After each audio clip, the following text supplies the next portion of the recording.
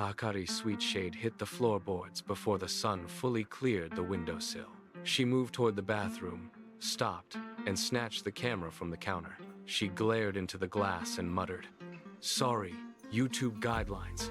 No NSFW," before hurling the device across the room.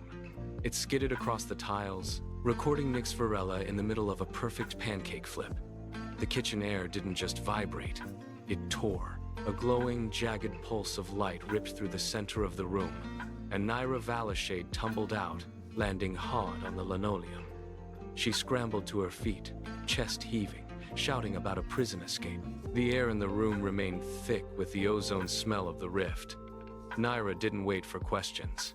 She grabbed a spatula from the counter, stepped up to the stove, and started flipping pancakes right alongside Nick's. The kitchen returned to a rhythmic sizzle, but the portal still pulsed, casting flickering shadows against the walls.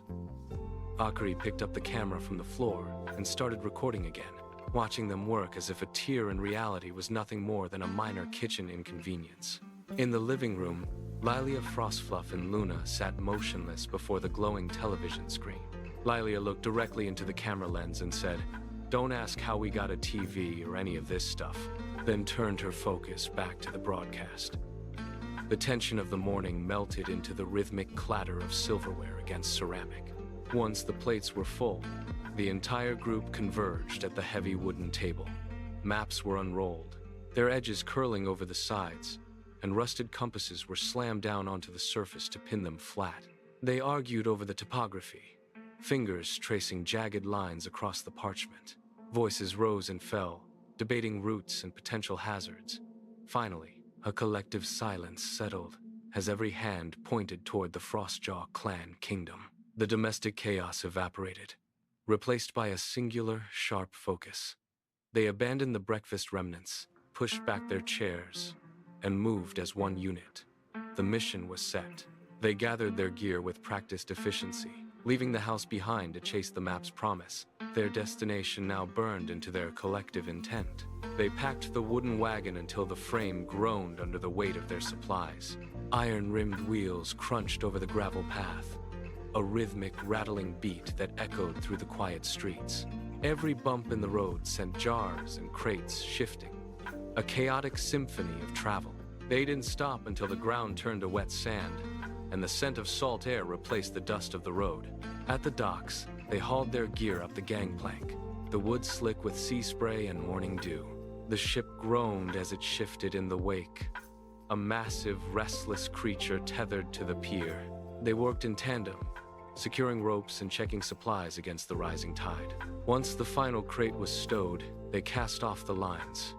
The vessel drifted, caught the current, and swung wide. The shoreline began to shrink, turning into a thin line of brown and green against the vast, shifting blue.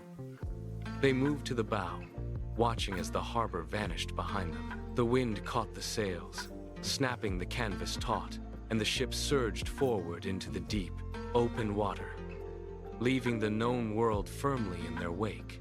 Days bled into one another until the Frostjaw kingdom emerged from the horizon, a jagged silhouette of stone against a bruising sky. They docked in the shadow of the cliffs, the air heavy with brine and coal smoke. The group moved through the narrow, winding streets directly to the local saloon, seeking heat and information. Inside, the room was thick with the scent of stale ale and damp wool.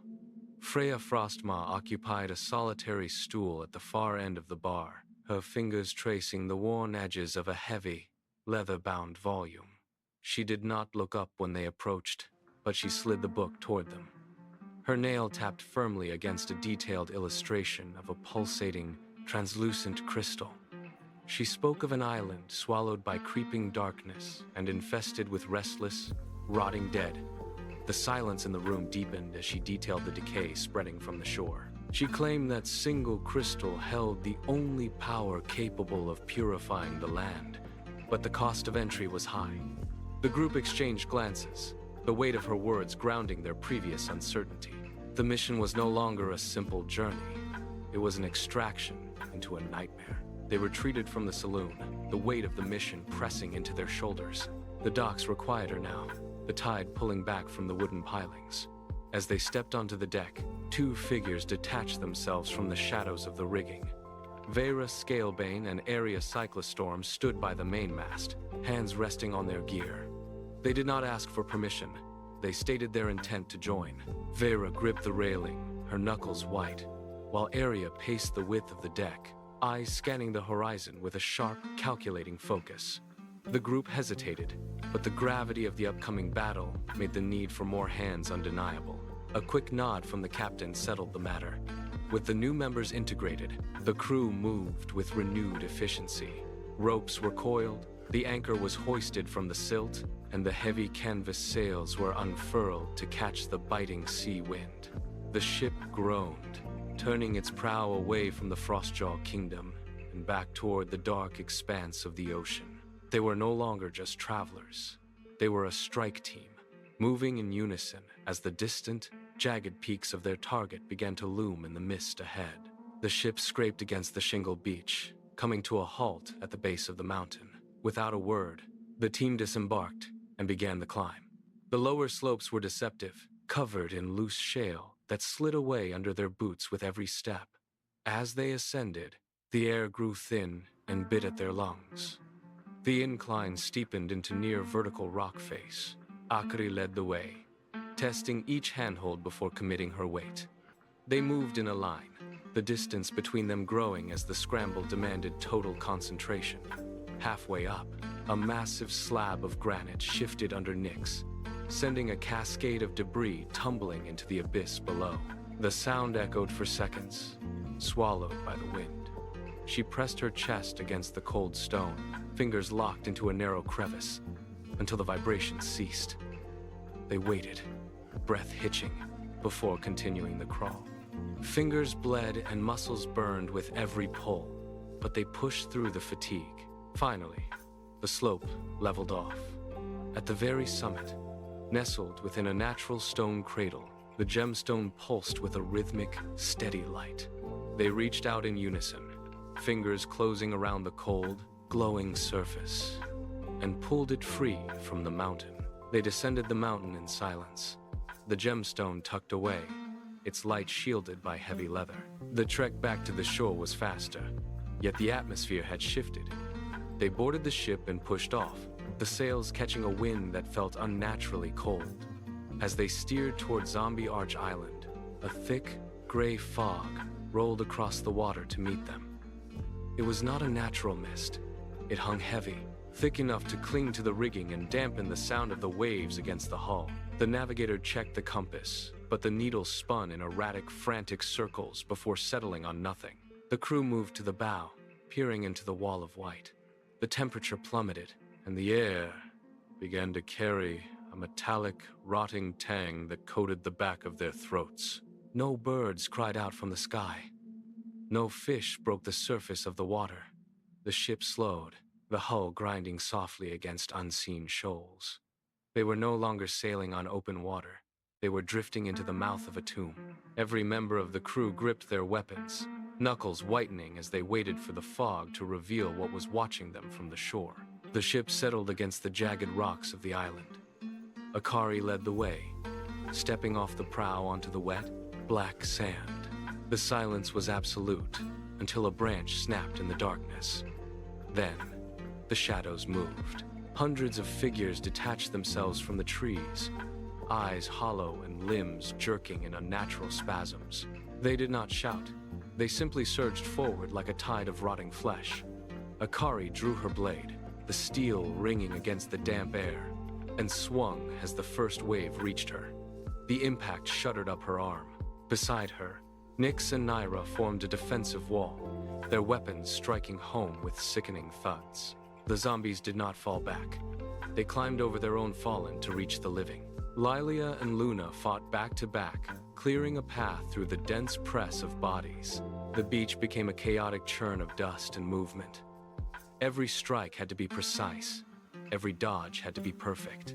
The group moved forward, inch by agonizing inch, toward the ancient stone shrine visible through the fray. Their muscles burned, lungs gasping for air, but they held the line. The swarm tightened, pressing them into a shrinking circle, but they refused to break. They hacked through the wall of limbs, eyes fixed on the altar ahead. The altar stood 10 paces away, a block of weathered stone buried beneath crawling vines. The swarm surged, a wall of gray skin and reaching hands that threatened to swallow them whole. Akari shoved a rotting figure aside, her boots sliding on the slick, blood-soaked earth. She roared a command, and the group tightened their formation, shields and blades working in perfect unison to carve a final path. They reached the base of the shrine, but the undead were faster, piling up in a desperate, grasping mound. Nyx dove forward, ignoring the claws that raked at her skin, and reached the central housing. With a grunt of pure exertion, she drove the glowing gemstone into the stone socket. For a heartbeat, the world held its breath. Then, a shockwave of blinding white light erupted from the altar. It tore through the clearing, vibrating against their teeth and rattling their bones. The light did not burn. It dissolved. Wherever the radiance touched, the swarm disintegrated, turning into fine gray dust that drifted away on the sudden wind. The pressure lifted instantly. The heavy, metallic scent of the undead vanished, replaced by the sharp, clean smell of ozone. They stood in the center of the clearing, gasping for air, surrounded by nothing but the quiet remains of the horde. The blinding radiance bled out into the mist, leaving the clearing bathed in a dim gray twilight. Where the swarm had been, only piles of fine, drifting powder remained. The silence felt heavy, ringing in their ears after the chaos of the fight. Then, they saw her. Standing near the edge of the altar, untouched by the purification, was a young girl. She did not sway. She did not reach out with hungry claws. She simply watched them with eyes that held the clarity of the living. Akari tightened her grip on her sword, her knuckles white, and took a cautious step forward. The rest of the team mirrored her, forming a defensive arc. The girl did not retreat. She took one pace toward them, her expression unreadable, and raised a hand in a gesture of peace. Her voice, thin and quiet, cut through the stillness. "I am not like the others," she said. "Let me walk with you." The team exchanged glances, the tension in their shoulders slowly unwinding.